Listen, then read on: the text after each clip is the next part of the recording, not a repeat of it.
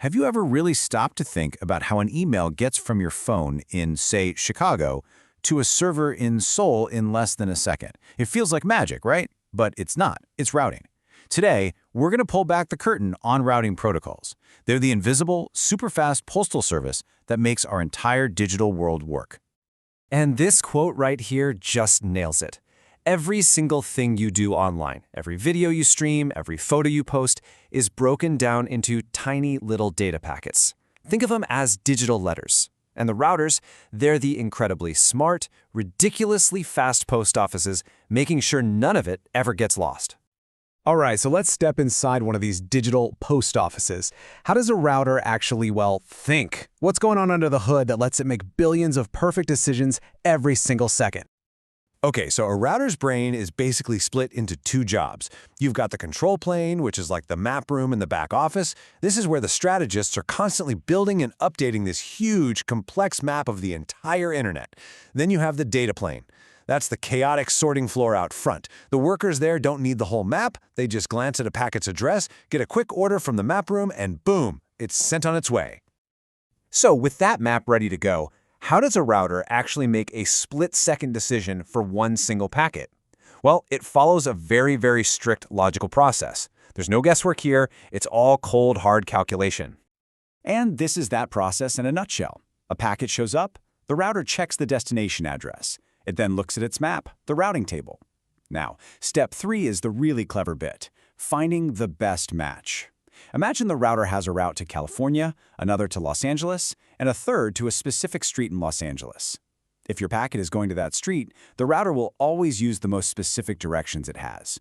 That's the longest prefix match. Then it's simple. Send it along. Or if there's no path at all, just drop it. Of course, things can go wrong. A routing loop is basically the digital version of a letter getting stuck between two post offices that just keep mailing it back and forth to each other. It's a huge problem. The only thing that saves the day is a little self-destruct timer on every packet called the time to live, or TTL. Once that timer runs out, poof, the packet is gone, preventing a total meltdown. Okay, so here's where it gets really interesting. What happens when the map shows more than one good path to the same place? And this happens all the time. Because the internet is built with a ton of backup paths, the router needs a clear set of tiebreaker rules to pick the absolute best option. And this is the exact question the router has to ask itself thousands of times a second. You've got two perfectly good routes, they look identical. Which one do you pick? Well, the very first tiebreaker is something called administrative distance. Honestly, just think of it as a trust score. The router asks itself, who told me about this path? Was it a super reliable network engineer who typed it in by hand? Or some kind of chatty protocol I don't know that well? The lower the AD score, the more the router trusts the source. Let's look at the scores. A directly connected network gets a score of 0. I mean, you can't get more trustworthy than that. The network is literally plugged right into the router. A static route, one a person configured, gets a 1. Very trusted. And then you see the actual routing protocols like OSPF and RIP have higher scores. A router will always go with the path from the source with the lowest AD. But what if you have two paths that were learned from the very same protocol? They're going to have the exact same administrative distance, the same trust score. Now what? You need another tiebreaker. And this is where metrics come into play. If the trust level is equal, the router starts looking at performance. Which path is shorter, with fewer routers or hops to jump through? Which path is faster, with more bandwidth? Which one has less traffic on it right now? Different protocols care about different metrics, but they all use them to find the most efficient route possible.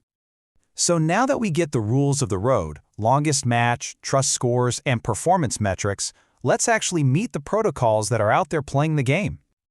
First thing to know is that they're split into two big families. You've got interior gateway protocols, or IGPs. Think of these as a company's internal mail service. They handle all the traffic inside one network.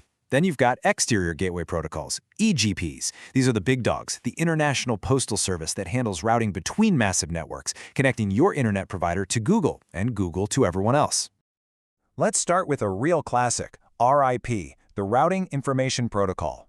And this phrase, routing by rumor, is just perfect. RIP is super simple, but it's not very bright. It pretty much just listens to whatever its next-door neighbor tells it and then passes that rumor along to its other neighbors. Yeah, just look at its features. Its only metric is hop count. That means it would pick a path with 2 incredibly slow, congested links over a path with 3 blazing fast fiber lines, just because 2 is less than 3. Plus, anything more than 15 hops away, it considers it unreachable. For reasons like these, you're not going to find RIP running on many modern networks. So who took RIP's place? Well, meet OSPF, or Open Shortest Path First. This is the smart mapper. Unlike RIP, which only knows what its neighbors tell it, every single router running OSPF builds a complete, identical map of the entire network. Because every router has the full picture, they can make way smarter decisions. OSPF's main metric is cost, which is based on bandwidth, so it actively hunts for the fastest, biggest links, not just the shortest path. That efficiency is exactly why OSPF is the industry standard for pretty much all internal networks today. But when you need to connect your entire network to, well, the rest of the planet, you need the Global Ambassador, BGP, the Border Gateway Protocol. This thing isn't just a protocol, it's the protocol that stitches the whole global internet together. BGP is playing a totally different game. It's the only EGP in use, really.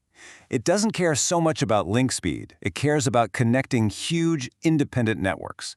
Think of these as the giant postal systems for entire countries or massive companies like Amazon. BGP makes decisions based on policy and business agreements, not just raw performance. And because it's so critical, when BGP fails, as we've seen happen, huge services can literally vanish from the internet for hours. So let's bring this all home. What does the internet's backbone actually look like today, and why should any of this matter to you? This chart makes it crystal clear. Inside your company's network or your university's, it's almost definitely OSPF running the show, smartly zipping traffic around. But the second that traffic needs to leave your network and travel across the globe, it's handed over to BGP. It's the undisputed king of the global internet.